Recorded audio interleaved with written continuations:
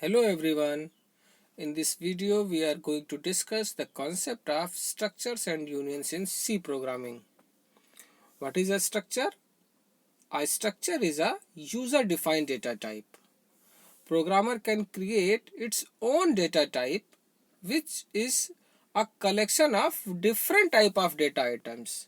It means by using a structure, programmer can create its own data type and which will be the collection of different type of data values, different type of data elements. We can group together integers, floats, characters into only one unit. By a structure, we actually represent a real world entity. So if we want to use the structure in our program, first we need to define the structure. Defining a structure means declaring its members, creating a new data type. Then by declaring the variables of that new data type, that structure data type, we can use this in our program. For example, we can define a structure like student. So here you see I am defining a structure in which I am using 4 members. The name of the student, the roll number of the student, the percentage of the student and the father's name of the students. And you can see here that these members are of different data types. So name of this new data type is struct student. So by this way we can define a structure. It means we are creating a new data type student, which is the collection of different data elements: character array, integer, float, character array. So you can say we are grouping together these related data values.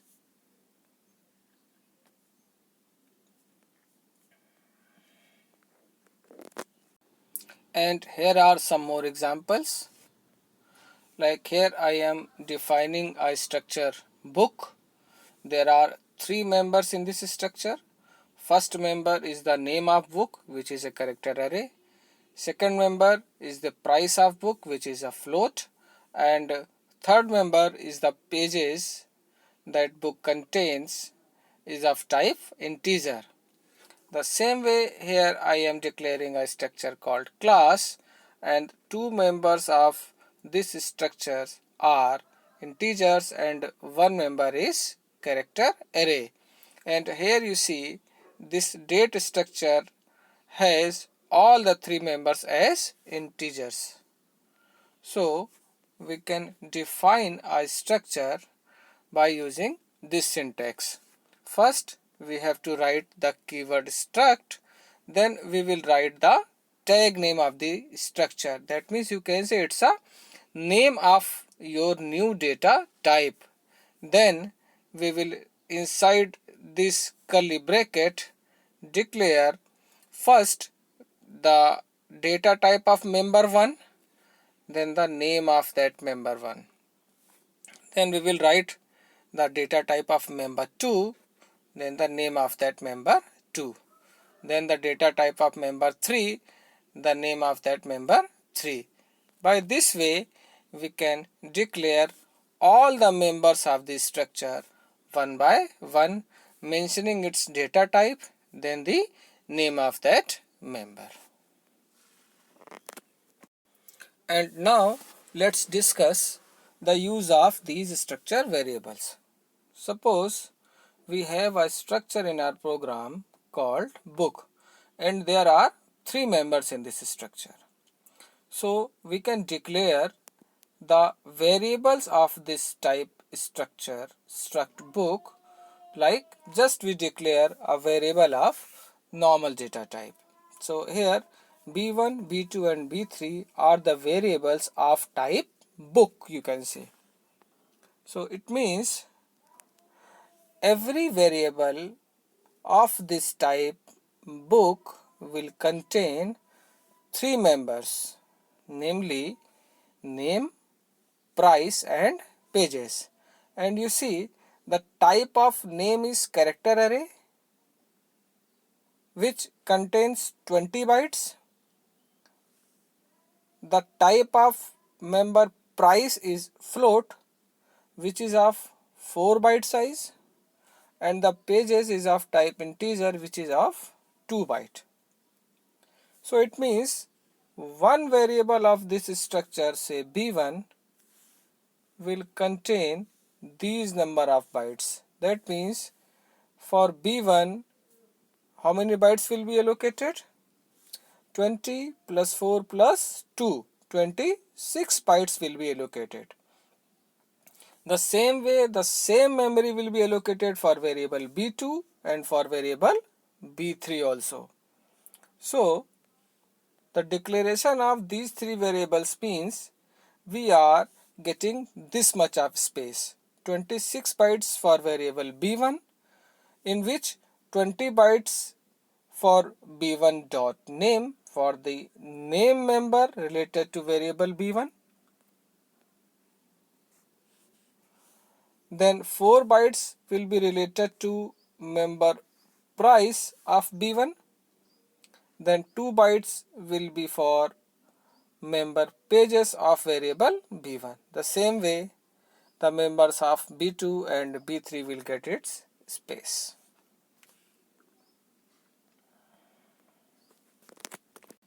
And now suppose we want to give values to these members of the structure variables. So you see here, while we are declaring variable b1, it means we are declaring actually three variables: the name of b1, the price of b1, and the pages of b1. So an individual member of a structure variable can be accessed using an operator called dot operator. So if we want to access the member name of variable b1, we will write b1 dot name. If we want to access the member price of variable b1, we will write b1 dot price. If we want to access the member pages of variable b1, we will write b1 dot pages. The same way we can access the members of variable b2 by using b2 dot name, b2 dot price, b2 dot pages. So if we want to give values to these variables, we can write just the normal syntax like we initialize any other variable, like this. Since b1 dot name is a string here, so we can use string copy function to assign value to this variable, and b1 dot price and b1 dot pages can be initialized using equal to operator. The same way we can assign the values to the members of variable b2, and these values can be printed by using printf function. So if we will run this program, we will get this output: the values of the members of variable b1 and the values of the members of variable b2. So you can see here, a structure in a C program can be defined like this, using the keyword struct followed by the name of structure, that is also called the tag name of the structure. Then inside curly braces we write the data type and the name of members one by one, and after the curly braces we use a semicolon. Then after creating this new data type, we can declare the variables of this data type. Then after the declaration, by using dot operator after the name of variable, we can access all the members of the structure variables individually. We can declare an array of this student type also, like struct student and 50. So by this we actually are declaring 50 variables of this type, and each variable will contain 3 members.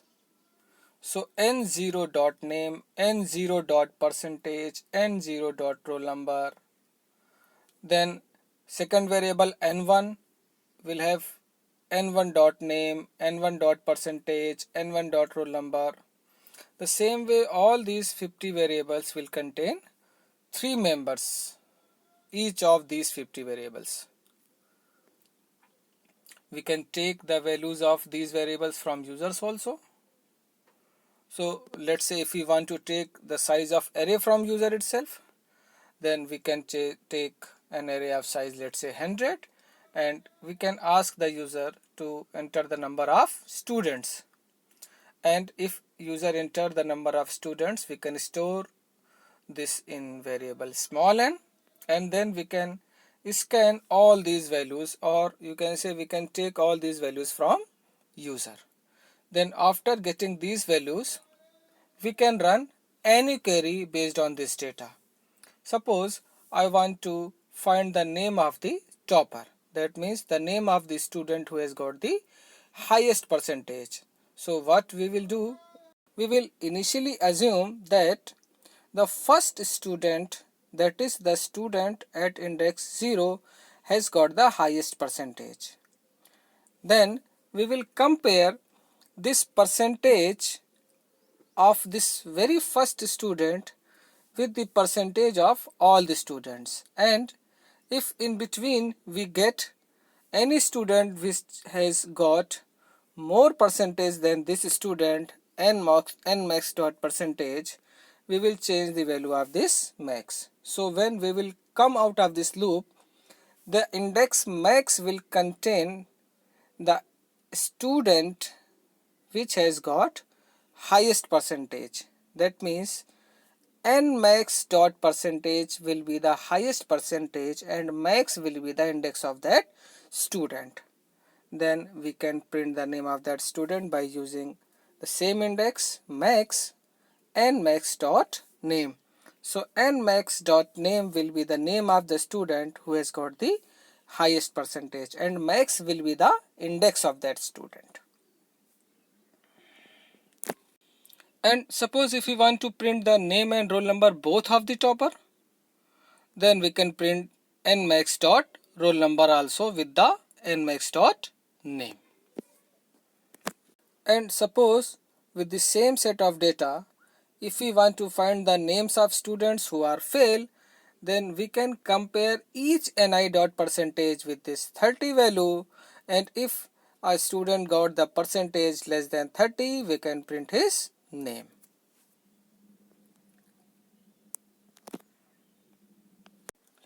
Now let's discuss our second user defined data type, union. Union is also the collection of different type of data elements. We can group together integer floats into one union, just like structure. It is a user defined data type. That means programmer can create its own data type, the same like we were doing with structures. So union variable is same as a structure, except one difference, that each member of a structure variable has its own space. It means if we are having 3 members in a structure variable, all the 3 members will have their space, a separate space. But in case of a union variable, a common space is shared between all the members. This space is equal to the space so that the largest element can accommodate into that space.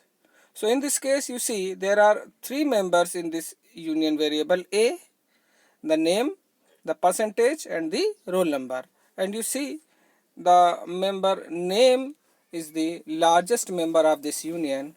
So the space allocated to this variable small a will be equal to 10 bytes, so that the largest member can be accommodated into this space. So you see at a particular time only one member can reside this memory space. So at a time we cannot access all the members simultaneously, just like a structure variable. So a union variable will have only as much of space as is required for the largest element, and we can access only one member of the union variable at a time. And here is the formal difference between structure and union. So in structure we use keyword struct, and in union we use keyword union. Each member of a structure variable has its separate space, while in case of union, a common space is shared between all the members of a union variable. That means in case of a structure, individual members can be accessed simultaneously, while in case of union, at a time only one member can be accessed. And in case of a structure, several members can be initialized at the time of declaration, while in case of union variable, only first member of the union variable can be initialized, since in the memory it can have only one member.